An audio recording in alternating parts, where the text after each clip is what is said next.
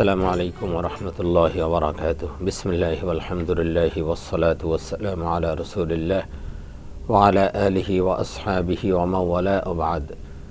ফাকাদ ক্বালা আল্লাহু তাআলা ফিত তানসিলিল আজিজ ওয়া ফুরকানিহিল কাদীম। আউযু বিল্লাহি মিনাশ শাইতানির রাজীম। বিসমিল্লাহির রহমানির রহিম। ফাইদা ক্বাদাইতুম মানাসিকাকুম ফাযকুরুল্লাহা কাযিকরিকুম আবাআকুম আও আশাদ্দা যিকরা। فمن الناس من يقول ربنا آتنا في الدنيا وما له في الآخرة من خلاق ومنهم من يقول ربنا آتنا في الدنيا حسنة وفي الآخرة حسنة وقنا عذاب النار صدق الله العظيم। সুপ্রিয় দর্শক শ্রোতা, কাছে দূরে বিশ্বজুড়ে যে যেখান থেকে বাংলা ভিশন দেখছেন, আপনাদের সকলকে আন্তরিক প্রীতি, শুভেচ্ছা ও স্বাগত জানিয়ে শুরু করছি আপনাদের প্রিয় চ্যানেল বাংলা ভিশনের প্রিয় অনুষ্ঠান প্রাত্যহিক জীবনে ইসলাম জিজ্ঞাসা ও জবাব। আর বরাবরের মতো আপনাদের সাথে রয়েছে আমি নাজির মাহমুদ। দর্শক, আপনিও চাইলে আমাদের এই লাইভ অনুষ্ঠানে অংশগ্রহণ করতে পারেন। সেজন্য আমাদের এস কলেজে নাম্বারগুলো আছে, সেখানে আপনাকে ফোন করতে হবে। আপনারা জানেন যে প্রতি বৃহস্পতিবার ঠিক এই সময় আমরা আপনাদের সামনে উপস্থিত হই, সমসাময়িক গুরুত্বপূর্ণ জীবন ঘনিষ্ঠ কোনো বিষয় নিয়ে আলোচনা করি এবং আপনাদের প্রশ্নের জবাব দিয়ে থাকি। আজও আমরা তেমন একটি গুরুত্বপূর্ণ বিষয় নিয়ে আলোচনা করব, তা হলো হজ পরবর্তী হাজী সাহেবদের করণীয়। শুধু হাজী সাহেব না, আমাদেরও কি করণীয় সে বিষয়গুলো আমরা আসলে জেনে নেব। এই বিষয়ের উপর আলোচনার জন্য দেশের বরেণ্য দুজন ইসলামী চিন্তাবিদ আমাদের স্টুডিওতে আমন্ত্রিত হয়ে উপস্থিত হয়েছেন। চলুন তাদের সাথে পরিচিত হই। আমাদের সাথে রয়েছেন বিশিষ্ট ইসলামী চিন্তাবিদ, শিক্ষাবিদ এবং গবেষক। হজের উপরে যার দীর্ঘ অভিজ্ঞতা রয়েছে, তিনি হযরত মাওলানা মুফতি হামিদুল ইসলাম, খতিব, রেলওয়ে, তেজগাঁও রেলওয়ে কমপ্লেক্স, জামে মসজিদ, ঢাকা। আসসালামু আলাইকুম ওয়া রাহমাতুল্লাহি ওয়া বারাকাতুহু। ওয়ালাইকুম আসসালাম ওয়া রাহমাতুল্লাহি ওয়া বারাকাতুহু। আমার সাথে আরও রয়েছেন বিশিষ্ট ইসলামী চিন্তাবিদ এবং গবেষক, মিডিয়া ব্যক্তিত্ব হযরত মাওলানা হাফেজ মুফতি রাশিদুর রহমান, ইমাম ও খতিব, বুয়েট সেন্ট্রাল মসজিদ। আসসালামু আলাইকুম ওয়া রাহমাতুল্লাহ। ওয়ালাইকুম আসসালাম ওয়া রাহমাতুল্লাহি ওয়া বারাকাতুহু। আপনাদের উভয়কে মোস্ট ওয়েলকাম। আমি প্রথমে মুফতি হামিদুল ইসলাম আপনার কাছে আসছি। হজ পরবর্তী হাজী সাহেবদের করণীয়, এই বিষয়গুলো কি হতে পারে, কি জীবনযাপন এবং সমাজে পরিবারে তার কি দায়িত্ব, কি করণীয় রয়েছে, বিষয়টা যদি আপনি বলতেন। আলহামদুলিল্লাহ ওয়াহদা ওয়াসসালাতু ওয়াসসালামু আলা মান লা নাবিয়্যা বা'দা আম্মা বা'দ। অত্যন্ত গুরুত্বপূর্ণ একটি সময়ে খুবই গুরুত্বপূর্ণ একটি বিষয় আজকে উপস্থাপন করা হয়েছে। কারণ ইতিমধ্যেই আমরা লক্ষ্য করছি যে বাংলাদেশ থেকে যে সমস্ত হাজী সাহেবান আল্লাহর ঘর বাইতুল্লাহতে গিয়েছেন, তারা ফিরতে আরম্ভ করেছেন। ইতিমধ্যেই প্রায় 20-25 হাজার হাজি বাংলাদেশে এসে পৌঁছেছেন। বাকি হাজী সাহেবান ইনশাআল্লাহ খুব দ্রুততম সময়ের মধ্যেই মাতৃভূমিতে ফিরে আসবেন। হজ পরবর্তী সময়ে একজন হাজির জন্য কি করণীয়, কি কি আমল তার ব্যক্তি জীবনে এগুলো রাখা জরুরি, এগুলো একজন হাজির জন্য জানা খুবই অপরিহার্য বিষয়। কারণ হজ ইসলামের 5 স্তম্ভের একটি স্তম্ভ, যা একজন মানুষ তার ব্যক্তি জীবনে একবারই আদায় করে থাকেন। একজন মানুষ যখন তার ব্যক্তি জীবনে প্রথম যে আমলটি করেন, সে আমলটি করতে গেলে অনেক সময়, অনেক জায়গায়, অনেক ক্ষেত্রে বিভিন্ন ধরনের ত্রুটি বিচ্যুতি দেখা দিয়ে থাকে। এই হাজী সাহেব যদি হজ সম্পর্কে আরেকটু বেশি জেনে এর উপর কিছু পাণ্ডিত্য অর্জন করে যদি হজে যান, তাহলে তার হজটা বড় চমৎকার, বড় নোরানি হয়। বিশেষ করে হজ পরবর্তী লাইফ সম্পর্কে আমাদের সমাজে সবচেয়ে বেশি যে কুসংস্কার, সেটা হলো যে একজন হাজি বাংলাদেশ অথবা যে কোনো তার নিজ আপন দেশে ফেরার পরে আমাদের দেশে প্রচলিত কিছু কথা রয়েছে। যেমন অনেকে বলে থাকে যে 40 দিন পর্যন্ত সে ঘর থেকে বের হতে পারবে না, পুরুষ হোক অথবা মহিলা হোক। 40 দিন পর্যন্ত কোনো ধরনের তার কোনো প্রতিষ্ঠানে সে অংশগ্রহণ করতে পারবে না, ব্যবসা প্রতিষ্ঠানে বসতে পারবে না, দুনিয়াবি অন্য অন্য কাজগুলোতে সে অংশগ্রহণ করতে পারবে না। প্রথমে মনে রাখতে হবে, সকল প্রকার কুসংস্কারকে ইসলাম প্রত্যাখ্যান করেছে। ইসলাম এমন ধর্ম, আল্লাহ তাআলার বিধানগুলো তার বান্দার উপর এমনভাবে আল্লাহ তাআলা দান করেছেন, বান্দার সব কিছু সে সুন্দরভাবে আদায় করে কবর পর্যন্ত যেতে পারে। হজের ব্যাপারেও একজন হাজি যখন প্রথমে আসবে, প্রথমেই তার মাইন্ড সেট আপ করতে হবে যে আমি কোনো ধরনের কুসংস্কারকে প্রশ্রয় দিব না। কারণ সে যখন থেকেই তালবিয়া পাঠ করে আল্লাহর ঘরে পড়ছে, তার প্রত্যেকটা শব্দ চয়ন, প্রত্যেকটা শব্দ উচ্চারণ, যার অর্থ, যার মর্মার্থ, যার হাকিকত তাকে একথা বুঝিয়ে দিয়েছে যে আমার ব্যক্তি চাহিদা, সমাজের কোনো চাহাত, সমাজের কোনো রুচি, সমাজের কোনো ইচ্ছা, কোনো আবেগ, কোনোটাই প্রাধান্য দেওয়া যাবে না। শুধুমাত্র চলবে যে আল্লাহ তাআলা আমাকে যা করতে বলেছেন আমি তা করব, নবীজি যা করেছেন তা আমি বাস্তব জীবনে ফিট করব, যা থেকে নিষেধ করেছেন তা থেকে দূরে থাকব। এজন্য প্রত্যেক হাজির জন্য উচিত প্রথমেই তার এই কুসংস্কারকে প্রত্যাখ্যান করা। হাজি যখন ঘরে ফিরবে, সে তার আত্মীয় স্বজনের সাথে মিশবে, সে মসজিদে যাবে, তার ব্যবসায়ী প্রতিষ্ঠানে যাবে, তার স্কুলে যাবে, তার বাজারে যাবে। সে দুনিয়ার সকল কাজ যেমনিভাবে করতে পারবে, আখিরাতের সকল কাজের সাথে দুনিয়ার অন্যান্য কাজও সে করতে পারবে। তবে এই ধরনের সংস্কার থেকে তাকে, কুসংস্কার থেকে তাকে বের হয়ে আসতে হবে। তবে কাজ যেন অবশ্যই আল্লাহ এবং তার রসুলের মানে পদ্ধতি মোতাবেক হয়। নিঃসন্দেহে একজন হাজি তো আল্লাহ তাআলার প্রতিনিধি, আল হাজ্জ আল উম্মার আফদুল্লাহ, সে আল্লাহ তাআলার প্রতিনিধি। আল্লাহর প্রতিনিধি মানে কি? আল্লাহর প্রতিনিধি হওয়া এটা কত বড় সৌভাগ্যের ব্যাপার, কত বড় সাআদাতের ব্যাপার যে আল্লাহ তাআলা তাকে তার প্রতিনিধি ঘোষণা করেছেন। অন্য এক হাদিসের মধ্যে আসছে আফদুল্লাহি সালাসাতুন, আল্লাহ তাআলার মেহমান হলো তিন প্রকার। এক হলো গাজী, আরেকজন হলেন হাজি, আরেকজন হলো উমরাকারী বা আরেকজন জিহাদি যিনি অংশগ্রহণ করেছেন। তো আল্লাহ তাআলার এই মেহমান, তিনি আল্লাহ তাআলার মেহমান হয়ে দীর্ঘ সময় খানায় কাবায় অবস্থান করার পরে সে যখন দেশে আসবে, সে প্রথমেই তার মাথা থেকে জেনে ফেলতে হবে আমি এ ধরনের কোনো কুসংস্কারে পা দিব না। এটা তার প্রথম কাজ। দ্বিতীয় কাজ হলো তার ঈমান এবং আকীদার মধ্যে পূর্ণ স্বচ্ছতা নিয়ে আসা। কারণ সে এমন এমন জায়গায় সে তার পাকে দিয়েছে, এমন এমন জায়গায় তার যাওয়া চলাফেরা হয়েছে যেখানে পৃথিবীর সব বর্ণের, সব রঙের, শ্বেতাঙ্গ, কৃষ্ণাঙ্গ, বিভিন্ন কালার, বিভিন্ন ভাষা, বিভিন্ন মানুষের সংস্কৃতি, বিভিন্ন তাহজিবের, বিভিন্ন মাযহাবের মানুষদের অবস্থান সেখানে ছিল। সে তার দু নয়নে নিজ চোখে অবলোকন করেছে এক এক মাযহাবের লোক এক একভাবে আমল করছে, এক এক রং, এক এক ঢং, বিভিন্ন প্রকৃতির মানুষগুলো কিভাবে আমল করছে। সেই আমলগুলো দেখে তার ব্যক্তি আকলের মধ্যে ইলমের এই গভীরতা নিয়ে আসা যে আমি ওখানে যা দেখে আসছি এখানে বাস্তব জীবনে সেগুলোকে বাস্তবায়ন করা। ওখানে তো কোনো ধরনের ইখতিলাফ নাই, কোনো ধরনের মতভিন্নতা নাই, কোনো ধরনের কাউকে তুচ্ছ তাচ্ছিল্য করে তোমারটা সঠিক আমারটা বেঠিক, তোমারটা হচ্ছে আমারটা হচ্ছে না, তোমার আমল আল্লাহর দরবারে পৌঁছতেছে আমারটা পৌঁছতেছে না, আমারটা আল্লাহর দরবারে পৌঁছবে তোমারটা পৌঁছবে না, আমারটা বেদাত তোমারটা বেদাত, এরকম যে নিজেরটা বড় মনে করা না করা, এটার কোনো ধরনের অভিপ্রায় সেখানে নাই। আমি আসবো আপনার কাছে, একটা ফোন নিয়ে আসবো। দর্শক আসসালামু আলাইকুম। হ্যালো, আসসালামু আলাইকুম। ওয়ালাইকুম আসসালাম। যে কে বলছেন, কোথা থেকে বলছেন? ওয়ালাইকুম আসসালাম। আমি ঢাকা ধামরা থেকে বলতেছিলাম। যে গরুতে কুরবানি হয় যে ভুঁড়ি খাওয়া কি জায়েজ আছে? আর আরেকটা প্রশ্ন, এই যে কোরআন হচ্ছে মানে পড়ার উপযোগী না, এটা আমরা কি করতে পারি? জি জি জি জি শরীফ মানে যে ছিঁড়ে গেছে। জি জি জি বুঝতে পেরেছি, ধন্যবাদ। আমরা ইনশাল্লাহ জবাব দিব, আপনি আমাদের সাথে থাকেন। আমি মুফতি রাশিদুর রহমান আপনার কাছে আসছি। আমি আসলে এই প্রশ্ন দিয়েই আপনাকে শুরু করতে চাই। ধামরাই থেকে আমাদের একজন শ্রোতা দর্শক তিনি প্রশ্ন করেছেন যে ভুঁড়ি খাওয়া, আসলে উনি কোরবানির কথা বলেছেন, কোরবানি হোক আর কোরবানি না হোক যেটাই হোক, গরু বা খাসি বা এর ভুঁড়ি খাওয়া এটা জায়েজ কিনা উনি এটা জানতে চেয়েছেন। জাযাকুমুল্লাহ খায়রান। ভুঁড়ি খাওয়া এটা ইসলামে জায়েজ আছে। আমরা সরাসরি প্রশ্নের উত্তরে যদি যাই তাহলে এটাই বলা যায় যে ভুঁড়ি খাওয়া ইসলামে জায়েজ আছে। তবে ভুঁড়িটাকে ভালো করে পরিষ্কার করে নিতে হবে। সাধারণত আমরা আমাদের দেশে ভুঁড়ি খাওয়ার আগে সেটার একটা লেয়ার কিন্তু ফেলে দিই।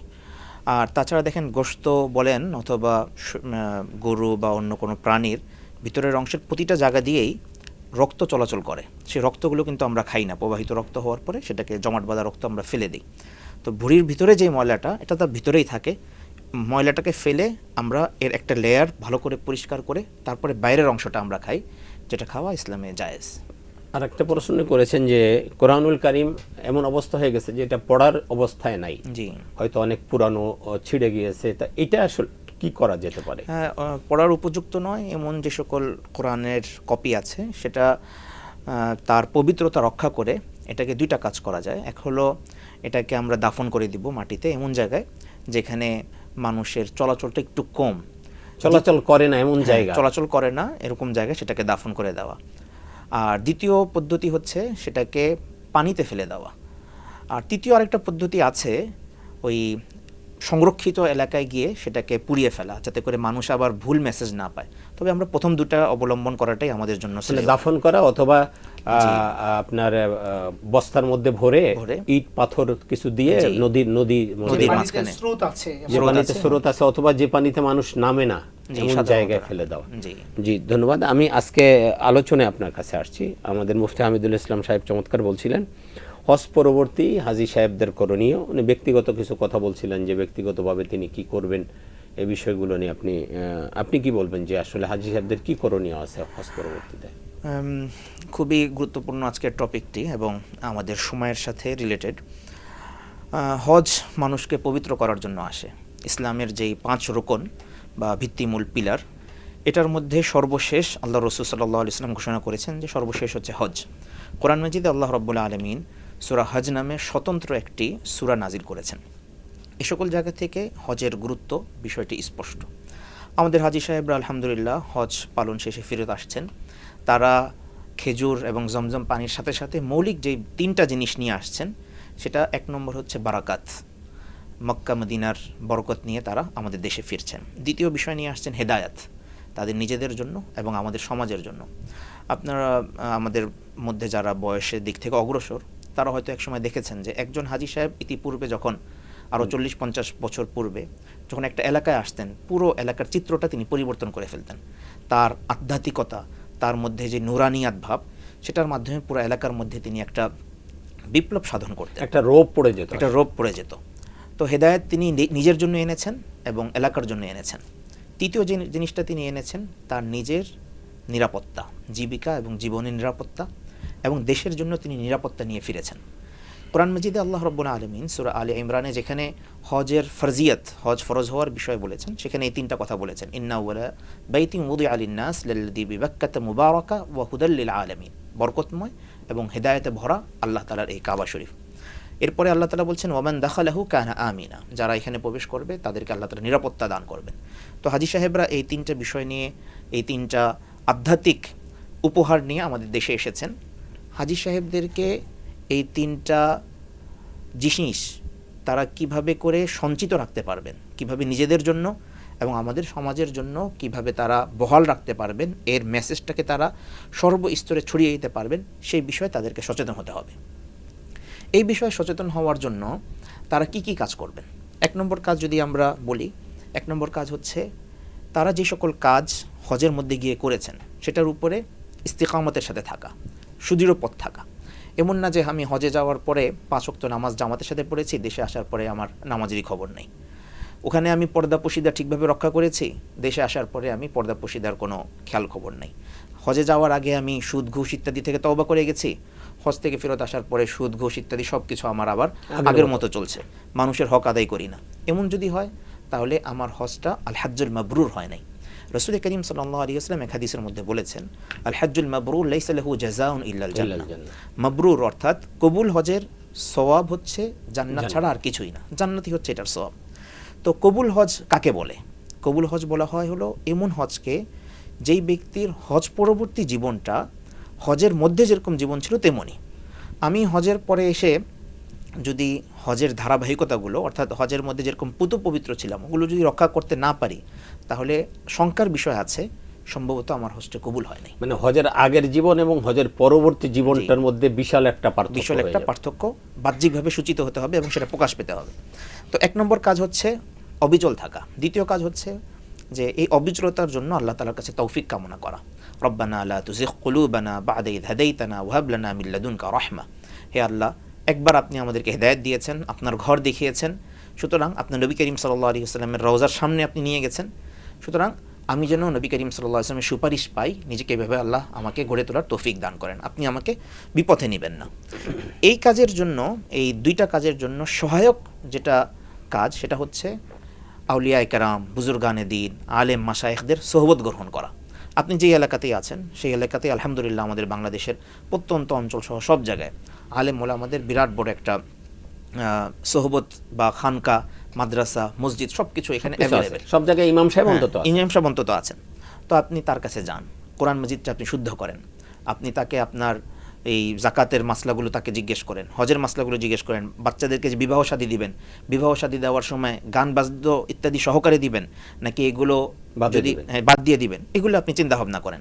ব্যাংক ব্যালেন্স ইত্যাদির সাথে যদি আপনি সুদী কার্যক্রমে থাকেন সেগুলো থেকে কীভাবে তওবা করা যায়, এগুলো আপনি ভালো মানুষদের সৎসঙ্গ অনুসরণ করে এগুলো নিজের ভিতরে আনার চেষ্টা করেন। চতুর্থ যে বিষয় সেটা হচ্ছে হজের যে শিক্ষা, হজের যে শিক্ষা সেটাকে সমাজের মধ্যে বাস্তবায়ন করা, অর্থাৎ নিজেও দায়ের ভূমিকা পালন করা, অন্যদেরকেও নামাজ পড়তে উৎসাহিত করা, অন্যদেরকে ভালো কাজ করতে উৎসাহিত করা। এই চারটা কাজ যদি আমরা এখানে একটা বিষয় আমি একটু আপনার সাথে অ্যাড করতে চাই, সেটা হলো একজন হাজী সাহেব কিন্তু যিনি হন তিনি সমাজের একজন গ্রহণযোগ্য ব্যক্তি, অর্থাৎ তার কিছু সম্পদ আছে, সমাজে গণ্যমান্য ব্যক্তি, এরাই কিন্তু হজে যায়। বিশেষ করে গ্রাম অঞ্চলে যদি দেখি নিশ্চয়ই খুব গ্রহণযোগ্য একজন ব্যক্তি যারা, তারাই কিন্তু হজে যায়। তো হজ থেকে ফেরার পরে কিন্তু তার আরও একটা গ্রহণযোগ্যতা বেড়ে যায়। তো তিনি যদি সমাজের জন্য কিছু করতে চান বা সমাজে এই ভালো উদ্যোগগুলো নিতে চান, তাহলে এটা কিন্তু মানুষ অ্যাপ্রিসিয়েট করে। এটা তখন এই কাজগুলো আপনি যেটা বলছেন যে সমাজের জন্য কিছু করা, পরিবারের জন্য কিছু করা, এটা কিন্তু তখন বেশ একটা ভূমিকা তিনি রাখতে পারেন যদি তিনি উদ্যোগ গ্রহণ করেন। আমি এর সাথে আরেকটা বিষয় যোগ করতে চাচ্ছি যে আমাদের হাজী সাহেবরা আলহামদুলিল্লাহ, শাইখের কথা এসেছে যে ওখানে গিয়ে আমলের বৈচিত্র্য দেখে এসেছেন। আমাদের আলহামদুলিল্লাহ এই উপমহাদেশে সাধারণত হানাফি মাযহাব অনুসরণ করা হয়, ওখানে তারা শাফি মাযহাব, হাম্বলি মাযহাব, মালিকি মাযহাব এগুলো তারা দেখেছেন। তো ওগুলো দেখে আসার পরে কোনো কোনো হাজী সাহেবের অন্তরে একটা খটকা তৈরি হয়, আমি দেশে যে আমলটা করেছি এটা কি সঠিক কিনা, এটা সহি কিনা, এটা বিশুদ্ধ কিনা, এরকম একটা খটকা তৈরি হয়। ওখানে দেখছে হাত ছেড়ে দিয়ে নামাজ পড়ছে, এখানে কেউ হাত এখানে বেঁধে নামাজ পড়তেছে, কেউ জোরে আমিন বলতেছে, এটা আমি যে এটা করতেছি এটা সঠিক কিনা, আমারটা সঠিক কিনা, আমি যেটা এতদিন পালন করেছি। তো এখানে বিষয়টা আমারটা সঠিক কিনা এটা আলেমদের কাছ থেকে আমাকে জানতে হবে। আমরা অনেক সময় বিভ্রান্তির শিকার হই যে ওখানেই হয়তো সঠিকটা আছে আর আমাদের এখানে মনে হয় সব ভুল, হ্যাঁ, বা সব মনে হয় জয়ীফ হাদিস, সব মনে হয় দুর্বল হাদিস। আসলে এরকম একটা ভাব চলে আসতে পারে, এটা ঠিক না। আসলে আমাদের এখানে যে আমরা যেভাবে ফলো করছি প্রত্যেকটার পিছনে সহি অনেক হাদিস আছে, প্রত্যেকটার পিছনে কোরআন মাজিদের আয়াত দলিল আছে। আপনি দলিলগুলো জানুন, আপনি পড়াশোনা করেন, ইনশাআল্লাহ আল্লাহ রাব্বুল আলামিন দেখবেন যে আপনার বাসিরাত এবং দূরদর্শিতা আরো বেশি বৃদ্ধি পাবে। আমরা একটা ফোন নিয়ে আলোচনা আসি। দর্শক আসসালামু আলাইকুম। আসসালামু আলাইকুম। ওয়ালাইকুম আসসালাম। কে বলছেন, কোথা থেকে বলছেন? বগুড়া থেকে বলছিলাম আরিফ। আমার দুটি বিষয় জানা রয়েছে। হ্যাঁ, প্রশ্ন।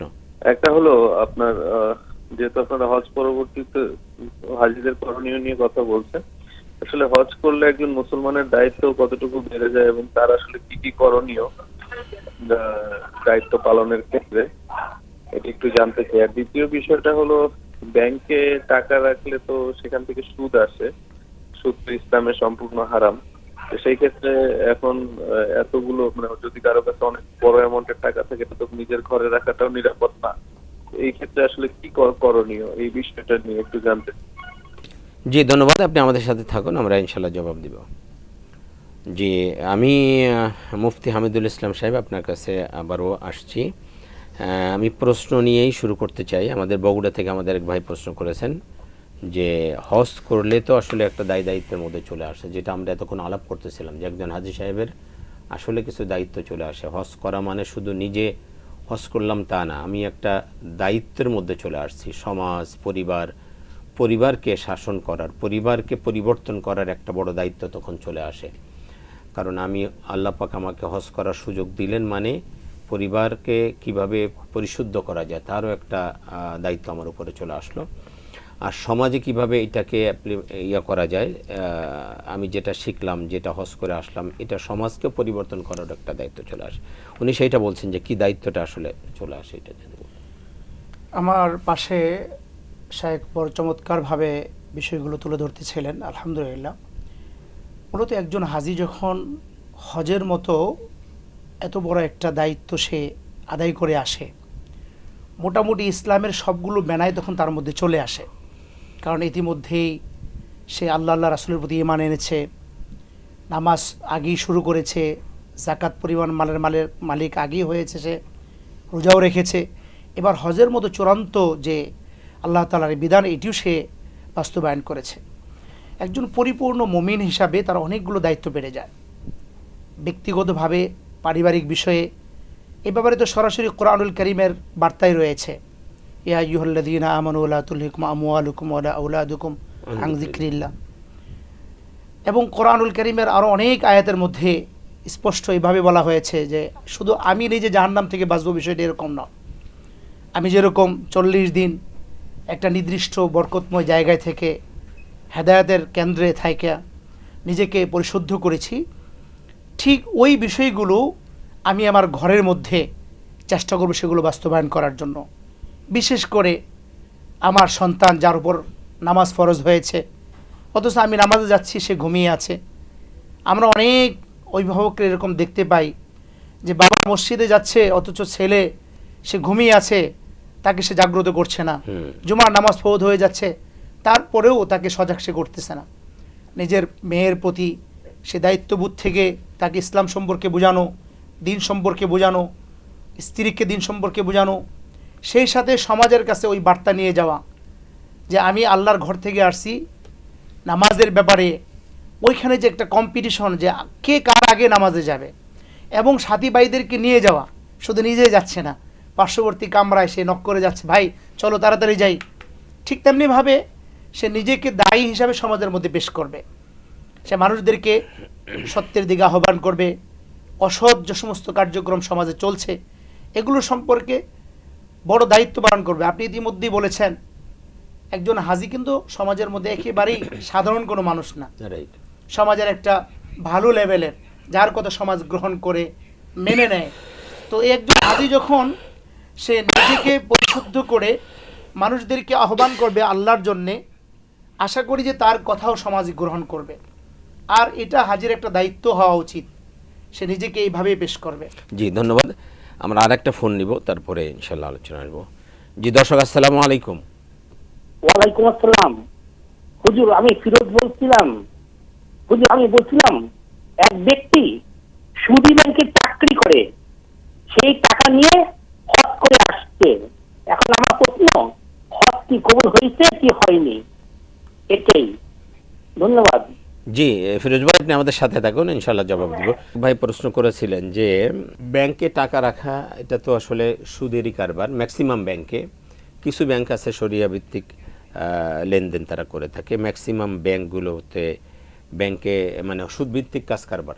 তো এখন উনি বলছেন যে তাহলে আমরা কি করতে পারি এখানে, টাকা তো কাছে রাখাও আর একটা রিস্কি বিষয়টা, যদি আপনি একটু খোলাসা করতেন। দেখুন, একজন মুমিনের জন্যে তার জীবনের সমস্ত মেহনত, সমস্ত শ্রম, সমস্ত চাওয়া সব কিছু আল্লাহ তাআলার নির্দেশিত পথেই হতে হবে। জি, আল্লাহ তাআলা যে সমস্ত বিষয়গুলোকে হারাম সাব্যস্ত করেছেন ওগুলোকে সম্পূর্ণ পরিহার করতে হবে। জি, এমনকি যে সমস্ত বিষয়ে সন্দেহ পোষণ করা হবে, সন্দেহযুক্ত বিষয় থেকেও একজন মুমিনের দূরে থাকা শ্রেয়।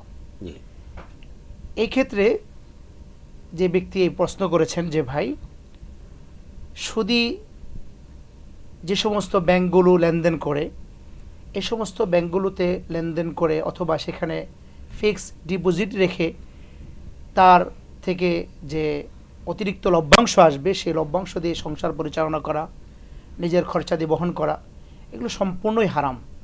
এবং এই ব্যাপারে পরিষ্কার ফতোয়া, পরিষ্কার ফকিহদের মতামত, এটা স্পষ্ট দলিল আদিল্লা সহকারে বিভিন্ন জায়গায় পরিষ্কার দেওয়া রয়েছে। বর্ণিত আরেকটি বিষয় এই যে তার কাছে যদি অনেক পরিমাণ সম্পদ থাকে তখন সে কি করবে। বাংলাদেশ এই দেশে অনেক দিন আগে থেকেই বাংলাদেশের এই অর্থগুলো কিভাবে একজন মুমিন সুদমুক্ত রাখতে পারে সেই ব্যাপারে বিভিন্ন ফকিহরা বিভিন্ন মতামত দিয়েছেন। এর মধ্যে উল্লেখযোগ্য যে বিষয়টি সেটা হলো যে কোনো ব্যাংক যদি গ্যারান্টি দেয় যে কোনো আমানত যিনি রাখবেন ওই আমানতকারীর এই টাকাকে সে কোনো সুদভিত্তিক কার্যক্রমে সে খরচ করবে না, সেখানে তারা ব্যবসার জন্য খাটাবে না, এমন কোনো ব্যাংক যদি সে গ্যারান্টি দেয়, ওই সমস্ত ব্যাংকগুলোতে সে রাখতে পারে।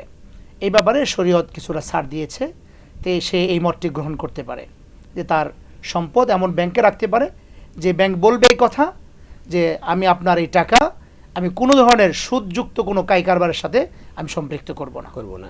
এরকম কিছু ব্যাংক চালু আছে আমাদের দেশে, শরিয়া মোতাবেক তারা পরিচালনা করে এবং সেখানে শরিয়ার একটা বোর্ডও আছে।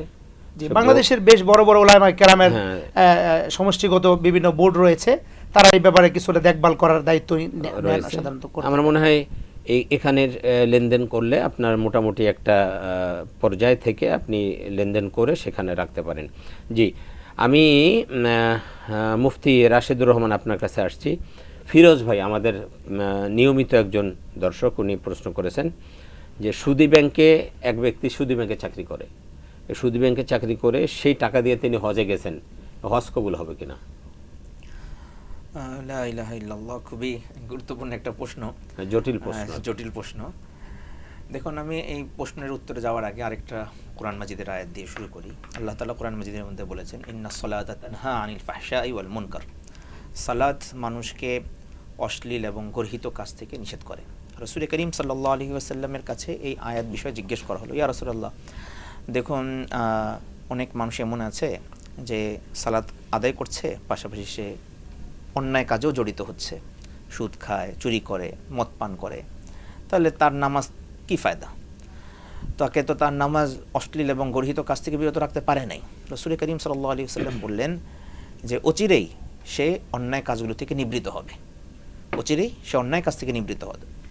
আরেকটা উত্তর মুহাদ্দিসিনে কেরাম এই আয়াতের অধীনে বলেছেন যে যে ব্যক্তি সালাত আদায় করে সাথে সাথে অন্যায় কাজও করে, ওই ব্যক্তির ক্ষেত্রে তার আল্লাহ রাসূলুল্লাহ সাল্লাল্লাহু আলাইহি ওয়াসাল্লামের উত্তরটা তো আমাদের কাছে সহজ, যে এটা তাকে অচিরেই নিবৃত করবে। আর দ্বিতীয় যে কথাটা মুহাদ্দিসিনে কেরাম বলছেন সেটা হচ্ছে যে সালাত যদি এই ব্যক্তি আদায় না করতো তাহলে অন্যায় কাজ সে আরও অনেক বেশি করতো। সে সালাত আদায় করার কারণে একটু হলেও কম করে, এখন সালাত যদি আদায় না করতো আরও বেশি করতো। তো ব্যাংকের এই প্রশ্নটার আমরা আলোচিত জায়গায় আসি। তো যেই ভাই সুদী ব্যাংক কাজকর্ম করে তারপরে হজে গিয়েছেন, প্রথমত এভাবে যাওয়াটা উচিত হয়েছে কিনা বা আরও হালাল অর্থ দিয়ে যেতে পারলে সবচেয়ে ভালো হতো। আমরা সুধারণা করব তিনি হয়তো ব্যাংকে চাকরি করেন, এর পাশাপাশি তার কোনো হালাল ইনকাম আছে, যে হালাল ইনকাম দিয়েই তিনি হজে গিয়েছেন, আমরা এটা মানুষের হিসেবে সুধারণা রাখব।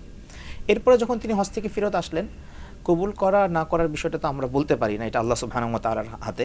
হতে পারে তিনি তওবা করবেন, সুদী কার্যক্রম থেকে তিনি বেরিয়ে আসবেন, তাহলে আমরা বিরত থাকবেন, তাহলে আমরা আশা করি তার হজটা আল্লাহ রাব্বুল আলামিন কবুল করে নেবেন। হ্যাঁ, সেটাই, নিরুৎসাহিত করব না আমরা। এই ব্যাপারে একটা হাদিসও রয়েছে যে কোনো ব্যক্তি হারাম উপার্জনে অর্থের দ্বারা সে ইহরাম বাঁধলো, সে তালবিয়া পাঠ করলো, সে যখন তালবিয়া পাঠ করে তো আকাশের একদল ফেরেশতারা তার ব্যাপারে বলতে থাকেন এই কথা যে তোমার লাব্বাইক গ্রহণ করা হয় নাই এবং তোমার ব্যাপারে কোনো সৌভাগ্যের বার্তা নেই। তার খরচাদি, তার আহার, এগুলো হারাম হওয়ার কারণে এইভাবেই তাকে বলা হয়েছে। আর হজ্জে মাবরুরের জন্য অন্যতম শর্ত হলো হালাল উপার্জনে সঞ্চিত অর্থ দিয়েই হজ করতে হবে। জি, অবশ্যই বিষয়টা সেরকম, কারণ আল্লাহু তাইয়্যিবুন লা ইয়াকবালু ইল্লা তাইয়্যিব, আল্লাহ নিজে পবিত্র, আল্লাহ পবিত্র জিনিস ছাড়া কখনো গ্রহণ করেন না। ঠিক একইভাবে কোরবানির অর্থ হালাল হতে হবে, হজের অর্থ হালাল হতে হবে। এমনকি আল্লাহ রাসূল সাল্লাল্লাহু আলাইহি ওয়াসাল্লাম একটা হাদিস এইভাবে বলেছেন, ইবনে মাসউদ রাদিয়াল্লাহু আনহু তাকে বলেছিত যে মানিশতারা সাওবান বিআশরাতি দারাহিম ফিহি দিরহামু হারামিন লাম ইয়াকবালিল্লাহু লাহু সালাতুন মা দামা আলাইহি আও কামা ক্বালা আলাইহিস সালাতু ওয়াসসালাম। যে এক ব্যক্তি 10 দিরহাম দিয়ে একটা কাপড় ক্রয় করলো, সেই 10 দিরহামের মধ্যে 9 দিরহাম হালাল ছিল, 1 দিরহাম হারাম ছিল। এই কাপড় পরে যদি কেউ নামাজ আদায় করে তার নামাজ কবুল হবে না। মানে হারামটা কতটা ঘৃণিত ইসলামে কতটা ঘৃণিত এটার দ্বারা বোঝা যায় যে একটা কাপড় ক্রয় করছে 10 দিরহাম দিয়ে, তার মধ্যে 9 দিরহাম হালাল, 1 দিরহাম শুধু হারাম ছিল। ওই কাপড় পরে যদি নামাজ পড়ে তা নামাজটা গ্রহণযোগ্য নয়, আল্লাহর কাছে কবুল হবে না। হারাম এতটাই আল্লাহর কাছে অপছন্দনীয়, এই জন্য হারাম পরিত্যাগ করাটা খুব জরুরি। হারাম পরিত্যাগ করাটা খুবই জরুরি। এই জন্য আমরা আসলে দুনিয়ার সামান্য কারণে হারামের সাথে জড়ায় পড়তেছি, অথচ এর কারণে আমরা আখেরাতকে বরবাদ করে ফেলতেছি। আখেরাত অনন্তকালকে আমরা বরবাদ করে দিচ্ছি। আর এখন এমন একটা সময় আমরা চলে আসছি, কোনটা হারাম কোনটা হালাল এটা মোটে তমিজ করছি না, আমরা এটা বাছাই করছি না, একদম দেদারসে সব গ্রহণ করতেছি। বরং আপনি দেখবেন আমরা যদি বড় পরিসরে তাকাই, হাজার হাজার কোটি টাকা কেমনে মানে লোপাট করে ফেলতেছি আগে একজন মানুষ, মানে রাষ্ট্রের টাকা, দেশের জনগণের টাকা তসরুপ করে ফেলতেছি, কোনো দ্বিধা করছি না। আচ্ছা, কত টাকা দরকার একটা মানুষের, কত টাকা দরকার? মির্জা গালিবের একটা কথা আমার মনে পড়ছে। মির্জা গালিব কবি, বিখ্যাত কবি মির্জা গালিব, উনি একদিন বলছে যে মির্জা গালিব নিজেকে বলতেছে, গালিব তুমি যখন পৃথিবীতে এসেছিলে তোমার কোনো কাপড় ছিল না শরীরে, তুমি যখন চলে যাবে শুধু একটা কাফনের কাপড় নিয়ে যাবে। একটা কাফনের কাপড়ের জন্য তুমি এত কিছু করলা, একটা কাফনের কাপড়ের জন্য তুমি এত পরিশ্রম করছো, এত সফর করলা একটা কাপড়ের জন্য। আসলে এর মধ্যে অনেক শিক্ষা আমাদের আছে যে আমি আসলে কি করছি, কার জন্য করতেছি। এই এত অন্যায়, এত অত্যাচার, এত লোপাট, এত ডাকাতি, এত চুরি, এত তসরুফ, এত জনগণকে ঠকানো, এত রাষ্ট্রীয় তসরুফ কার জন্য করতেছি? আমি তো কিছুই নিয়ে যেতে পারবো না। আমাদের ভাবা উচিত যে আসলে আমি কার জন্য কি করতেছি। আল্লাহ পাক আমাদেরকে বোঝার তৌফিক দান করুন। আমরা একটা ফোন নিব। দর্শক আসসালামু আলাইকুম। হ্যালো। ওয়ালাইকুম আসসালাম। জি ভাই, কে বলছেন? আসাদ বলছি, ধানমন্ডি থেকে। যে কে বলছিলেন? আসাদ ভাই, আপনার প্রশ্ন। ধানমন্ডি। জি। আচ্ছা, আমার প্রশ্ন হচ্ছে, আমার পায়ে সমস্যা হয়েছে, পায়ে আঘাত পাওয়ার কারণে প্লাস্টার করে রাখা আছে। এই অবস্থায় আমি যদি আমার ফরজ গোসল করা লাগে এবং অজুর বিষয়টা এখানে ভিজাতে পারছি কিনা, আমি ভিজানো নিষেধ আছে ডাক্তারের, তাহলে ফরজ গোসল হবে কিভাবে, কমপ্লিট করব কিভাবে এবং অজু করব কিভাবে, আমি এটা একটু জানতে চাচ্ছি। জি আসাদ ভাই, আপনি আমাদের সাথে কোন জি মুফতি রাশিদুর রহমান, কিভাবে উনি ফরজ গোসল করবেন বা অজু করবেন কিভাবে? আসাদ ভাইয়ের জন্য সর্বপ্রথম আমরা আল্লাহ সুবহানাহু ওয়া তাআলার কাছে দোয়া করি, আল্লাহ তাআলা আপনাকে পরিপূর্ণ সুস্থতা দান করেন, স্বাভাবিক জীবনে আপনাকে ফিরত আসার তৌফিক দান করেন। আপনার প্রশ্নটি খুবই গুরুত্বপূর্ণ। পায়ে প্লাস্টার করা অবস্থায় তিনি কিভাবে ফরজ অজু বা গোসল করবেন? আল্লাহ তাআলার শরীয়ত মা জাআলা আলাইকুম ফিদ-দীনি মিন হারাজ, শরীয়তের মধ্যে আল্লাহ রাব্বুল আলামিন কোনো প্রকারের কষ্ট রাখেন নাই, খুব সহজ করেছেন। লা ইউকাল্লিফুল্লাহু নাফসান ইল্লা উসআহা, আল্লাহ তাআলা সাধ্যের অতীত কারো উপরে কোনো কিছু চাপিয়ে দেন না। তো আসাদ ভাইকে আমরা পরামর্শ দিব কোরআন এবং সুন্নাহর আলোকে যে আপনি স্বাভাবিক নিয়মে অজু করবেন। শুধুমাত্র যে স্থানে আপনাকে ডাক্তার সাহেব বলেছেন যে পানি লাগানো যাবে না, সেই জায়গাটা আপনি মাসে করে নেবেন। সেই জায়গাটা আপনি যেভাবে মাথা মাসে করেন ঠিক সেই জায়গাটা আপনি মাসে করে নেবেন, হাতটাকে একটুখানি ভিজিয়ে। গোসলের ক্ষেত্রেও একই কথা, আর অজুর ক্ষেত্রেও একই কথা। হ্যাঁ, একটু কষ্ট হবে আপনার, সেক্ষেত্রে আপনার পরিবারের যারা সদস্যরা আছেন তারা আপনাকে সহায়তা করবেন এবং এই সহায়তার জন্য তারা আল্লাহ সুবহানাহু ওয়া তাআলার কাছ থেকে বিরাট বড় রিওয়ার্ড এবং পুরস্কার, আজার প্রতিদান পাবেন ইনশাআল্লাহ। জি ধন্যবাদ। আমরা যে আলোচনায় ছিলাম, আপনি যদি বলতেন যে হজ পরবর্তী হাজী সাহেবদের করণীয়, তারা যে কি করবেন। আমরা একটা আয়াত আমি পড়েছিলাম, আল্লাহ বলছেন ফাইদা কাদাইতুমুস সালাতা ফাযকুরুল্লাহা কিয়ামান ওয়া কুউদা। আল্লাহ পাক হাজী সাহেবদেরকে এখানে আমি 4টা আয়াতের মধ্যে 3বার শুধু জিকিরের কথা বলেছেন আল্লাহ, যে হজ পরবর্তী হাজী সাহেবরা আল্লাহকে বেশি বেশি স্মরণ করবে।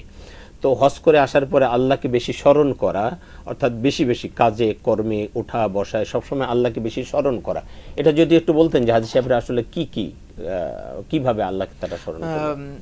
শেখ, দেখুন কোরআন মাজিদের মধ্যে আল্লাহ সুবহানাহু ওয়া তাআলা বেশি বেশি করার কথা শুধু একটা ক্ষেত্রে বলেছেন। এটা বলেন না যে সালাত বেশি বেশি পড়ো, রোজা বেশি বেশি রাখো, শুধু একটা ক্ষেত্রে বলা হয়েছে বেশি বেশি করো। ইয়া আইয়ুহাল্লাযীনা আমানু যকুরুল্লাহা যিকরান কাসীরা, হে ঈমানদারগণ তোমরা আল্লাহ রাব্বুল আলামিনকে বেশি বেশি স্মরণ করো, জিকির করো। জিকিরের অর্থটা কি? জিকিরের একটা শাব্দিক অর্থ হচ্ছে হলো আল্লাহ তাআলাকে স্মরণ করা, সুবহানাল্লাহ, আলহামদুলিল্লাহ, লা ইলাহা ইল্লাল্লাহ, আল্লাহু আকবার, এগুলো বলা। জিকিরের আরেকটি বিস্তৃত অর্থ হচ্ছে আল্লাহ রাব্বুল আলামিনের নির্দেশিত পন্থায় নিজের জীবনটাকে গড়ে তোলা, যেন আমার অঙ্গ প্রত্যঙ্গ থেকে জিকিরের একটা আভাস, জিকিরের একটা নুরানিয়াত, একটা আভা যেন প্রকাশ পায়। এটা হলো জিকিরের একটা বিস্তৃত অর্থ। তো তো সেইভাবে নিজের জীবনটাকে গড়ে তোলা চাই। আপনি যেই কোরআন মাজিদের সূরা বাকারার যে আয়াতটি উদ্ধৃত করেছেন, আল্লাহ সুবহানাহু ওয়া তাআলা এখানে হজের যাবতীয় বিষয় আলোচনা করেছেন। বিশেষ করে যখন মানুষের হজ শেষ হয়ে যাচ্ছে তখন মানুষের কী করণীয়, সেখানে আল্লাহ তাআলা বলেছেন যে বাপ দাদা খানদানের ঐতিহ্যগত বিষয়ে এগুলো আলোচনা একটু কম রেখে তোমরা আল্লাহ তাআলাকে বেশি বেশি স্মরণ করো। আল্লাহ তাআলাকে স্মরণ করো, মানে এখানে দুইটা কাজই হবে। আল্লাহ তাআলাকে স্মরণ করো বলতে ওই মৌখিকভাবে জিকির করা এবং নিজের জীবনটাকে জিকিরের আলোয় সজ্জিত করা। হ্যাঁ, আল্লাহ তাআলা সাথে সাথে সামনের আয়াতগুলোতে এটাও বলেছেন যে কিছু মানুষের মনে আছে শুধু বলে যে দুনিয়া দাও দুনিয়া দাও দুনিয়া দাও, হজে বসে বসেও শুধুমাত্র মালের চিন্তা ভাবনা এবং হজ থেকে ফেরত আসার পরেও শুধুমাত্র ধন সম্পদ নিয়ে চিন্তা ভাবনা। এটাকে আল্লাহ রাব্বুল আলামিন পছন্দ করেন নাই। বলছেন যে তাদেরকে আল্লাহ তাআলা দুনিয়ায় কিছু দিবেন তার জন্য যা বরাদ্দ আছে, এবং পরবর্তীতে তার জন্য আখিরাতে কিছুই থাকবে না। পক্ষান্তরে যারা এভাবে আল্লাহ তাআলার কাছে চাইতে জানে, মান ইয়াকুলু রাব্বানা আতিনা ফিদ দুনিয়া হাসানাহ ওয়া ফিল আখিরাতি হাসানাহ ওয়া কিনা আযাবান নার, হে আমাদের রব আপনি আমাদেরকে দুনিয়াতেও কল্যাণ দান করুন এবং আখিরাতের কল্যাণও দান করুন, জাহান্নামের শাস্তি থেকে আপনি আমাদেরকে হেফাজত করুন। তো মৌখিকভাবে এই কথাগুলো বলতে থাকা। আচ্ছা, এটা একটা মজার একটা ব্যাপার হলো, আমি কোরআন হাদিসে মানে এর চেয়ে উত্তম দোয়া আমি আর দেখি না। এর চেয়ে উত্তম দোয়া রব্বানা আতিনা ফিদ দুনিয়া হাসানা, আল্লাহ আপনি আমাকে দুনিয়ার কল্যাণ দান করুন, ওয়া ফিল আখিরাতি হাসানা, আপনি আখিরাতের কল্যাণ দান করুন, আর জাহান্নাম থেকে আগুন থেকে আপনি আমাকে মুক্ত করুন। এইজন্যই রুকনের মধ্যেও রুকনি ইয়ামানি থেকে হযরত আসওয়াদ পর্যন্ত এই দোয়াটা পড়তে চমৎকার একটা জায়গায় দোয়াটা। আম্মা জান আয়েশা রাদিয়াল্লাহু আনহা বলেন যে আল্লাহ রাসূল যতবার দোয়া করছেন এই দোয়াটা না করে তিনি শেষ করেন নাই। যতবার তিনি আল্লাহর কাছে হাত তুলছেন প্রত্যেকবার এই দোয়াটা থাকতো, অন্যান্য দোয়ার সাথে এটাও তিনি বলতেন। জামে একটা দোয়া, মানে জামে, মানে এরকম চমৎকার দোয়া আসলে আর আমি দেখি না। জি, এবং আলহামদুলিল্লাহ আমাদের বাংলাদেশি ভাইদেরও প্রায় সবারই এটা মুখস্থ। আমি এই জন্য বলবো যে আপনারা যখনই দোয়া করবেন এই দোয়াটা করতে বলবেন না, এই দোয়াটা সাথে সাথে বলবেন। হ্যাঁ জি শেখ। আর আরেকটা কাজ হচ্ছে আমরা আমাদের আমলটাকে নষ্ট না করি। আমরা কিছু আগে আলোচনা এসেছে, তবু আমরা সেটাকে বারবার স্মরণ করিয়ে দিচ্ছি। আমরা যেই কাজ করে এসেছি সেই আমলগুলোকে নষ্ট না করি। কোরআন মাজিদে এখানে আরেকটু কথা আমরা বলতে পারি, সেটা হলো যে একজন হাজী সাহেব যখন হজ থেকে ফিরে আসেন, আল্লাহ রাসূল সাল্লাল্লাহু আলাইহি ওয়াসাল্লাম যে মান হাজ্জা লিল্লাহি ফালাম ইয়ারফুস ওয়া লাম ইয়াফসুক রাজা'a কা ইয়াউমিন ওয়ালাদাতহু উম্মুহু, যে ব্যক্তি হজে গেল, হজে কোনো গুনাহের কাজ করে নাই, কোনো ফাহিশা কাজ করে নাই, সে এমন অবস্থায় ফিরল যেন মায়ের পেট থেকে মাত্র জন্মগ্রহণ করেছে, অর্থাৎ নিষ্পাপ অবস্থায় ফিরল, নিষ্পাপ অবস্থায় ফিরে আসলো। সেজন্য এই অবস্থাটাকে ধরে রাখে, আর যেন পাপের মধ্যে ডুবে না যায়, আর যেন সে পাপের মধ্যে না যায়, এই জায়গাটাকে তাকে এনশিওর করা দরকার যে আমি নিষ্পাপ অবস্থায় ফিরে এসেছি, আমি যেন পাপের মধ্যে আর না যাই। এই জায়গাটা কিন্তু তার সলিড রাখা দরকার যে আল্লাহ আমাকে তুমি নিষ্পাপ হওয়ার একটা সুযোগ করে দিয়েছিলে, আমার তো আসলে যাওয়ার মতো তেমন সুযোগ মানে তৌফিক ছিল না, আল্লাহ পাক আপনি আমাকে সুযোগ দিয়েছিলেন তাই আমি যেতে পেরেছি, আপনার ঘর তওয়াফ করার সুযোগ পেয়েছি, আপনার হাবিবের রওজার পাশে দেওয়ার সুযোগ পেয়েছি, আপনি আমাকে মেহেরবানি করে নিয়ে গিয়েছিলেন, আপনি আমাকে পাপ মুক্ত হওয়ার একটা সুযোগ করে দিয়েছেন, আবার দেশে আসার সুযোগ করে দিয়েছেন, আমি যেন পাপ মুক্ত থাকতে পারি। আল্লাহর কাছে সেই পানা চাওয়া এটা কিন্তু জরুরি একটা বিষয়। আর একটা বিষয় এখানে থাকা দরকার যে আল্লাহ পাক আমাকে কি বলছেন যে আল হাজ্জ মাবরুরুন লাইসা লাহু জাযাউন ইল্লাল জান্নাহ, তো আল্লাহ পাক আমাকে জান্নাতি করেছেন, মানে একজন হাজ্জে মাবরুর যার আল্লাহ নসিব করবেন সে জান্নাতি। তো জান্নাতি একজন মানুষের চরিত্র কেমন হওয়া দরকার, আল্লাহ আপনি তো আমাকে জান্নাতি হিসেবে কবুল করেছেন, তো আমি যেন জান্নাতীদের চরিত্র যেন আমার মধ্যে থাকে, আমি যেন জান্নাতি হিসেবে চলতে পারি দুনিয়াতে, যে কয়দিন আমি বাকি থাকবো আমি যেন জান্নাতি হয়ে চলতে পারি। জান্নাতীদের চরিত্র কেমন হবে, আমার চাল চলন, আমার কথাবার্তা, আমার ওঠা বসা, মানুষের সাথে লেনদেন, মানুষের সাথে চলাফেরা, এটা যেন জান্নাতীরা যেমন হয় আমার চলাফেরা যেন তেমন হয়, আমার চাল চলন, আমার কথাবার্তা যেন তেমন হয়, অর্থাৎ একজন হাজী সাহেবের মধ্যে যেন সেই গুণগুলো থাকতে পারে, আমার মনে হয় সেরকম থাকা দরকার। জি,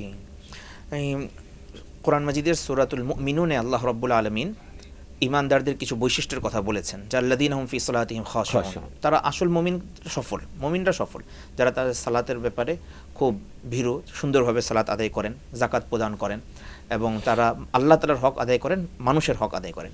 সূরা মুমিনুনের আরও কিছু অংশ যাওয়ার পরে আল্লাহ রাব্বুল আলামিন বলেছেন ওয়াল্লাযীনা ইউতুনা মা আতাউ ওয়া কুলুবুহুম ওয়াজিলাতুন আন্নাহুম ইলা রাব্বিহিম রাজিউন, ভালো কাজ করে সাথে সাথে ভয় থাকে আল্লাহ এটা কবুল হলো কিনা। আম্মাজান হযরত আয়েশা রাদিয়াল্লাহু আনহা বলেছেন রাসূল করিম সাল্লাল্লাহু আলাইহি ওয়াসাল্লামকে তিরমিজি শরীফের রিওয়ায়াত, তিনি জিজ্ঞেস করেছেন ইয়া রাসূলুল্লাহ এখানে কি সেই সকল ব্যক্তিদের কথা বলা হচ্ছে যারা কিছু আমল করে, সাথে মদ পান করে, খারাপ কাজ করে, তাদের কথা বলা হয়েছে? আল্লাহ রাসূল বললেন যে না, এখানে তাদের কথা বলা হয়নি, বরং তাদের কথা বলা হয়েছে যে আল্লাহ ভীরু, সঠিক কাজ করে এবং কাজ করার পরপর সে ভয় পায় আল্লাহ আমার এটা কবুল হয়েছে কিনা। এই একটা শঙ্কা, একটা আল্লাহ তাআলার কাছে আশা এবং শঙ্কার জীবন নিয়ে থাকে সে। তো হাজী সাহেবদেরও এটা করণীয় যে তারা আল্লাহ তাআলার শুকরিয়া আদায় করবেন যে আল্লাহ তাআলা তাদেরকে এত বিরাট বড় একটা নিয়ামত দান করেছেন মৌখিকভাবে এবং কার্যক্রমের মাধ্যমে। সাথে সাথে তারা একটা ভয়ের মধ্যে থাকবেন, আল্লাহ তুমি আমার এটাকে কবুল করলে কিনা। আরেকটা হলো কোরআন মাজিদ আল্লাহ রাব্বুল আলামিন কাবা শরীফ এবং হজ সংশ্লিষ্ট এই সকল বিষয়কে বলেছেন মাসাবা। কাবাকে আল্লাহ তাআলা মাসাবা, যেখানে বারবার যাওয়া যায়। তো সম্মিলনের কেন্দ্র, যেখানে বারবার মানুষ যেখানে বারবার যায়। প্রত্যেক হাজী সাহেবকে আপনি যদি জিজ্ঞেস করেন যে ভাই আপনি তো আমেরিকা সফর করেছেন, কানাডা সফর করেছেন, বিভিন্ন রাষ্ট্র সফর করেছেন, দ্বিতীয়বার আপনার কোথায় যেতে ইচ্ছা করে? যে কোনো হাজী সাহেব ইখলাসের সাথে, আন্তরিকতার সাথে একটা উত্তরই দিবেন যে আমার কাবা শরীফে আবার যেতে ইচ্ছা করে। এমন একটা জায়গা যেখানে মানুষের বারবার যেতে ইচ্ছা করে, এটা অন্তরের ভিতরে আল্লাহ তাআলা রেখে দিয়েছেন। তো বারবার যেন আপনি যেতে পারেন সেজন্য কিছু কাজ আপনাকে করতে হবে। আল্লাহ তাআলার কাছে তৌফিক কামনা করা। জি জি ধন্যবাদ আপনাকে। আমি সর্বশেষ, আমাদের হাতে সময় নেই, আমাদের বিদায় নিতে হবে। আমি মুফতি হামিদুল ইসলাম, আজকের এই আলোচনার উপরে আপনি একদম লাস্ট 1 মিনিটের মধ্যে আজকে বলবেন। একজন হাজির জন্য যখন সে হজ করে আসলো, তো হজ এমন একটা ইবাদত যে ইবাদতের মাধ্যমে তার 2টা জিনিস তার থেকে চলে যাওয়ার কথা। একটা হলো দারিদ্রতা, আরেকটা হলো গুনাহ। আরেকটা হলো গুনাহ। এই 2টা জিনিস তার সাথে থাকতেই পারে না। কিছুক্ষণ আগে আপনি বললেন হাজি হলো জান্নাতি মানুষ, আর সে ইতিমধ্যেই জান্নাতে প্রবেশ করেই আসছে। আল্লাহু আকবার। কারণ নবী সাল্লাল্লাহু আলাইহি ওয়াসাল্লামের রওজায়ে আতহারের পাশেই হলো রিয়াজুল জান্নাহ। আল্লাহ, সেখানে নিঃসন্দেহে সে কিছু নামাজ, কিছু জিকির সেখানে করে আসছে। একজন জান্নাতি মানুষের জন্য উচিত দুনিয়ার সকল শিরক থেকে বেঁচে থাকা, সকল গুমরাহি থেকে বেঁচে থাকা, সকল প্রকার হারামকে পরিহার করে, তাগুতকে পরিহার করে সাচ্চা ইমানদার হয়ে আল্লাহর একজন মেহমান হয়ে কবরে যাওয়া। আমি আজকের এই প্রোগ্রাম থেকে আহ্বান করব যে সকল হাজী সাহেবান ইতিমধ্যে হজ করেছেন, এবছর হজ করেছেন, আমরা প্রত্যেকেই যেন সাচ্চা ইমানদার মুমিন হয়ে আল্লাহ তাআলার খাস মেহমান হয়ে কবর পর্যন্ত যাইতে পারি। আল্লাহ আমাদের সকলকে তৌফিক দান করুন। জি, আপনাদের উভয়কে অনেক ধন্যবাদ। প্রিয় দর্শক, আমরা অনুষ্ঠানের শেষ প্রান্তে চলে এসেছি।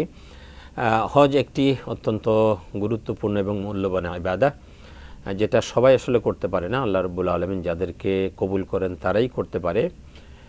হজের জন্য 2টা শর্ত, এক হলো শারীরিকভাবে সুস্থতা, আর্থিকভাবে সচ্ছলতা। আর্থিকভাবে সচ্ছল অনেক ব্যক্তি সচ্ছল হওয়া সত্ত্বেও সে হজ করতে পারে না।